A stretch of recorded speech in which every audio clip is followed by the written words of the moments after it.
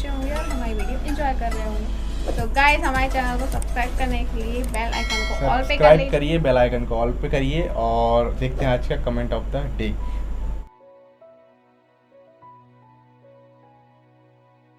तो गाइस देखें आपने कमेंट ऑफ द डे, जो हमारी वीडियो पे पहले कमेंट करेगा ना उसका हम कमेंट ज़रूर फीचर करेंगे, चाहे और किसी का हो चाहे ना हो, लेकिन जो फर्स्ट कमेंट रहेगा हम ज़रूर फीचर करेंगे।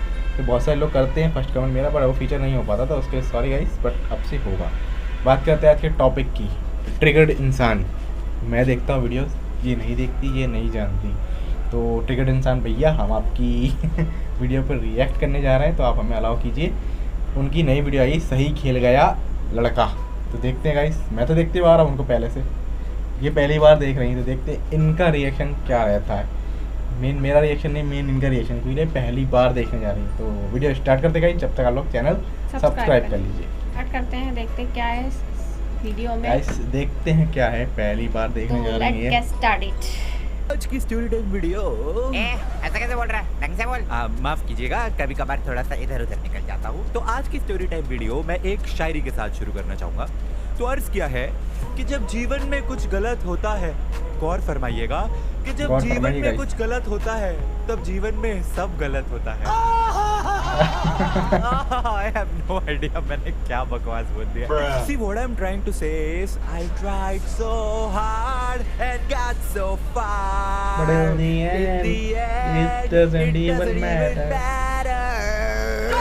कसम से आंखों और कान से खून निकल रहा है। आप मेरी सिंगिंग पर मत जाइए, आप शब्दों पर जाइए कि जब जीवन में कुछ गलत होता है ना तो कोई फर्क नहीं पड़ता, आप कितनी भी कोशिश कर लीजिए, सब गलत ही होता है। अब मैं ऐसा क्यों बोल रहा हूँ? आज से एक हफ्ते पहले मेरा ग्राफिक कार्ड चलना बंद हो गया, जिसकी वजह से ऑब्वियसली सिस्टम चलना बंद हो गया। मेरा ग्राफिक कार्ड वारंटी के बाहर है, तो मैं इसको रिप्लेस भी नहीं करा सकता। मैं अभी ले नहीं सकता क्योंकि भाई लॉकडाउन की वजह से प्राइसेस 3 गुना हो रखे हैं। जो 1.25 लाख का ग्राफिक कार्ड है वो 3 लाख रुपए का मिल रहा है। नॉर्मल बिना ग्राफिक कार्ड के भी जो इनबिल्ट ग्राफिक कार्ड होता है इंटेल एचडी वाला, उस पे सिस्टम रन कर रहा था मैं, तो उसमें भी स्पार्क हो गई, वो भी चलना बंद हो गया। इसके बाद मैंने अपना पूरा का पूरा सेटअप अपने पुराने वाले सिस्टम पे कनेक्ट करा कि चलो टेम्पररी टाइमिंग पुराने सिस्टम पे काम चला लेते हैं। उस पे मैंने डीएसएलआर प्लगइन करा, तो भाई डीएसएलआर भी नहीं चल रहा। साला ये दुख का खत्म नहीं होता बे। अब तुम सोच रहे होगे कि मैंने तुमको ये सारी फालतू की बकवास क्यों बताई। ऑब्वियसली आज की स्टोरी से इसका कुछ लेना देना है ऐसा तुम्हें लगेगा, बट नहीं, ऐसा कुछ नहीं है। मुझे बस थोड़ा सा रोना आ रहा था तो मैं फालतू में रैंट कर रहा हूँ। एनीवेज, अब आते हैं हम हमारी आज की स्टोरी पे। तो ये बात है उस जमाने की। Story time.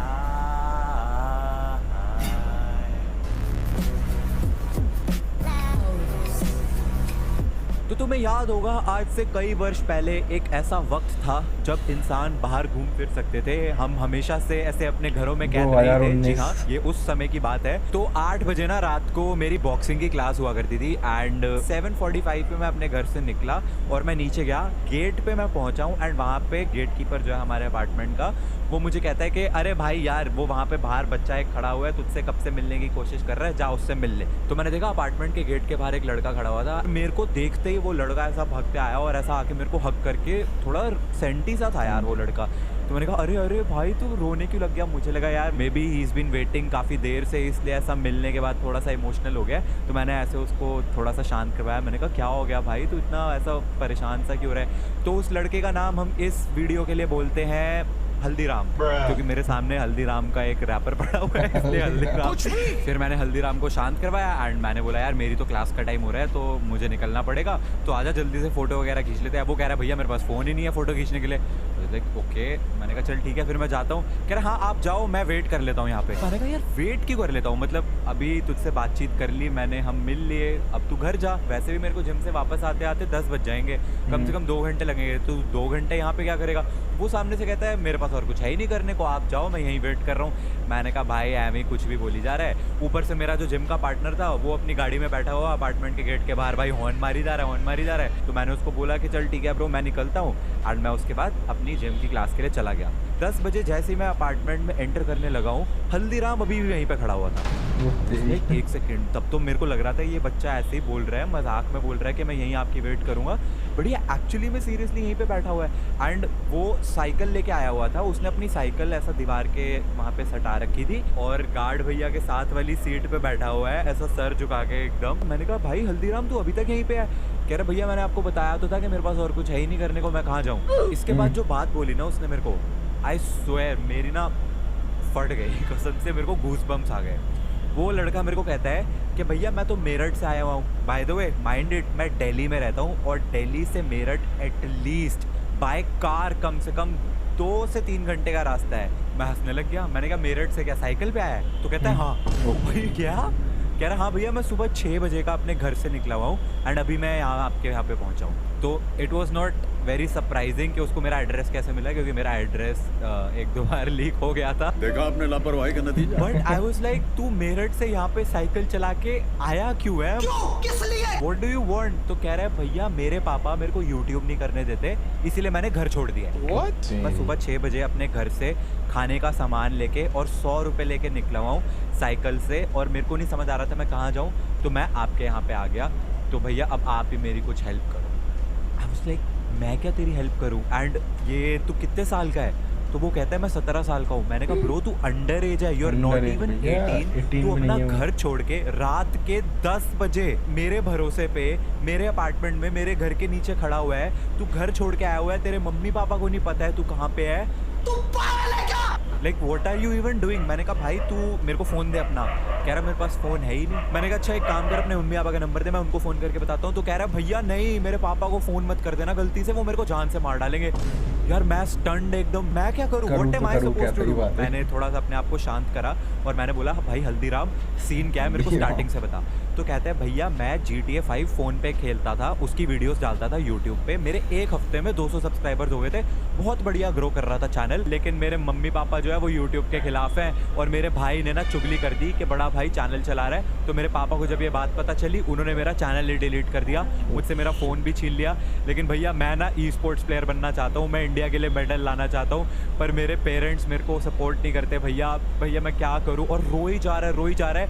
एंड फिर कहता है इसीलिए मैंने गुस्से में आके घर ही छोड़ दिया। सबसे पहले तो मैंने जोर का एक फेस पाम करा, लेकिन फिर मैंने इस लड़के को समझाया। मैंने कहा भाई एक बात बता, तेरे पेरेंट्स जो है वो थोड़ी सी पुरानी थिंकिंग क्या है? कह रहा है हाँ भैया।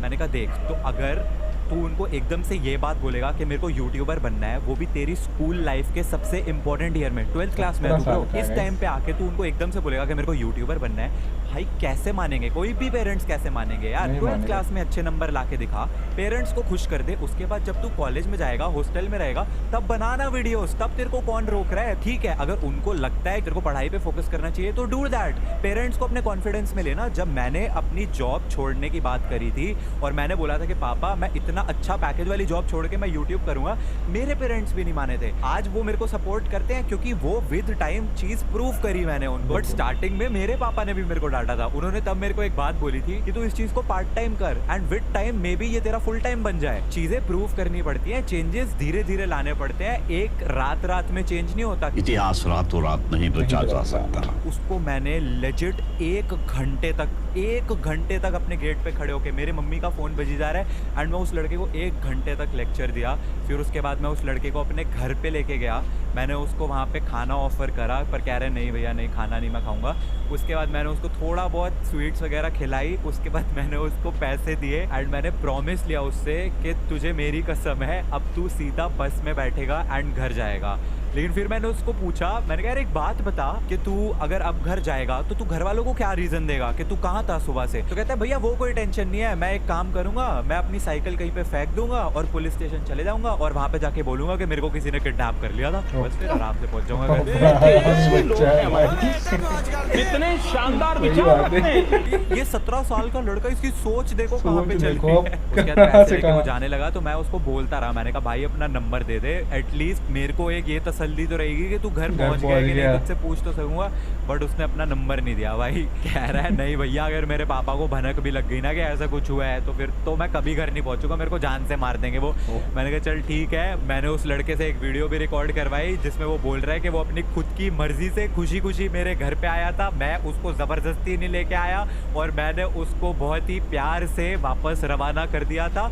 क्योंकि यार कल को अगर वो लड़का अपने घर ना पहुंचे या फिर घर छोड़ के भाग जाए तो पुलिस तो मेरे पास ही आएगी ना कि ये तेरे साथ देखा था इसको आखिरी बार, तू ही है किडनैपर। तो मैंने ये वीडियो रिकॉर्ड करी थी but I will blur his face उसकी प्राइवेसी के लिए।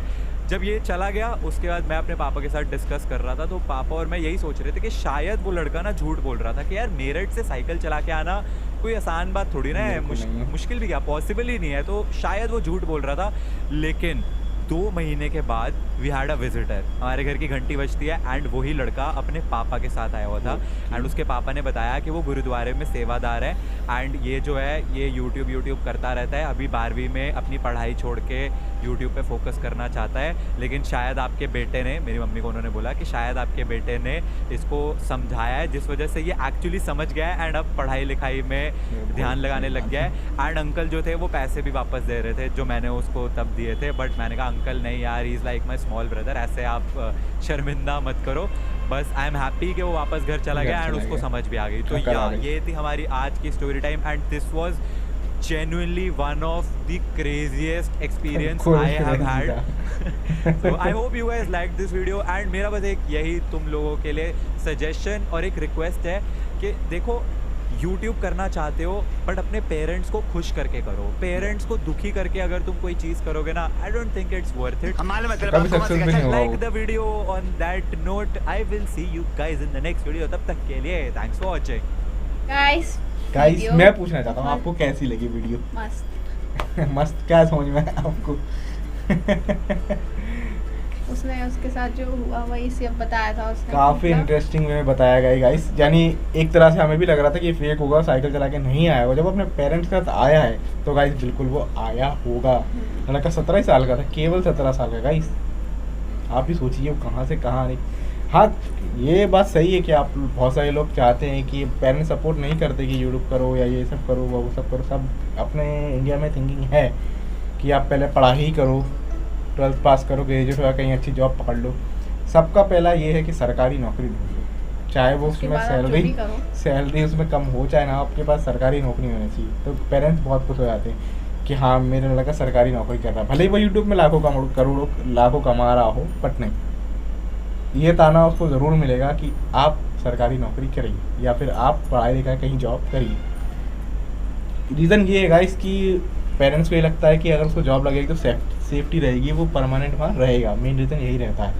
यूट्यूब बंद हो गया या कुछ हो गया तो क्या ये भी रिस्क रहता है। तो अपने पेरेंट्स अपनी जगह सही है, बिल्कुल सही है। वो सेकंड ऑप्शन है। तो ऐसा करियर अगर आप इसको स्टार्ट करते हैं, आप जॉब करें उसके बाद आप कुछ भी करें, पहले अगर आप करियर स्टार्ट करते तो पहले आप पढ़ाई लिखाई पे ध्यान दीजिए अपनी।